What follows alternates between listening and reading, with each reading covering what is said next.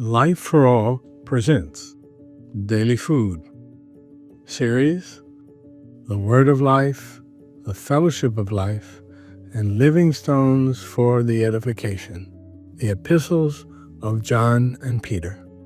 Title of Book 3, Choose Life, by Pedro. Week 1, Giving Our Lives for the Brothers and Sisters.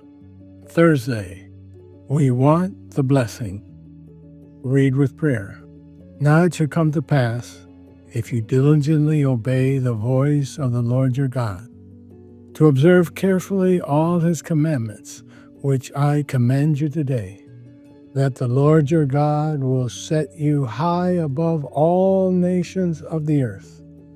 And all these blessings shall come upon you and overtake you, because you obey the voice of the Lord your God.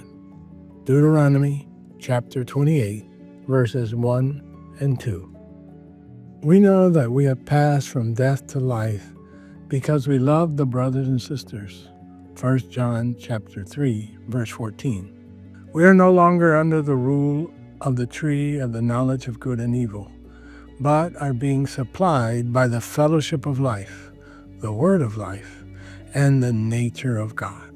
The more we enjoy the word and live in the fellowship of life, the more we love the brothers and sisters.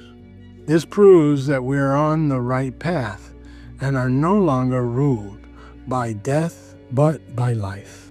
Death is represented by the tree of the knowledge of good and evil and originates with the devil, while the tree of life represents life and originates with God. Death and life, hate and love, darkness and light have two completely different sources, essentially opposed to each other because they are in antagonistic, contrary spheres. Moreover, the results also different from one another, either a curse or a blessing. God gives us the choice. What is your choice? Before the people of Israel entered the good land of Canaan, God continued to grant them freedom of choice, but they had to be careful with their choice. Whoever chose Mount Evil was cursed. Deuteronomy chapter 27, verses 11 through 26. And whoever chose Mount Gerizim was blessed. Chapter 28, verses 1 through 14. Choosing the blessing is related to the word that comes from God's mouth. The Lord gives us this choice every day. Let us choose the blessing. Let us not cling to a doctrinal word, but turn to the word that comes from God's mouth.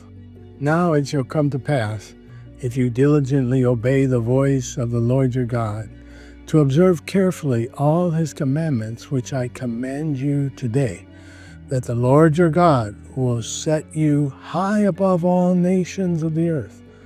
And all these blessings shall come upon you and overtake you, because you obey the voice of the Lord your God.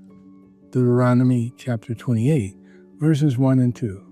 The secret to having the blessing is to listen carefully to the voice of the Lord and immediately put his word into practice, to cooperate with the Spirit at that very moment. This is what we have been doing. When our teenagers and other brothers and sisters who love to follow the word closely do refined immersion and with notes delve deeply into the messages, they absorb the word better. When I was young, I had my notebook. I always had the habit of writing down on the left margin of the page the summary of the paragraphs I had noted, and on the right margin I wrote what the Lord had spoken to me, the light I had received. This is refined immersion. Later, I also listened to the message repeatedly and made transcriptions, and in this way, I was gradually constituted by the Word. Dear reader, let us be diligent in listening carefully to the voice of the Lord, and keeping the word of life, and then putting it into practice. When the Lord gives a command, this command must be immediately carried out.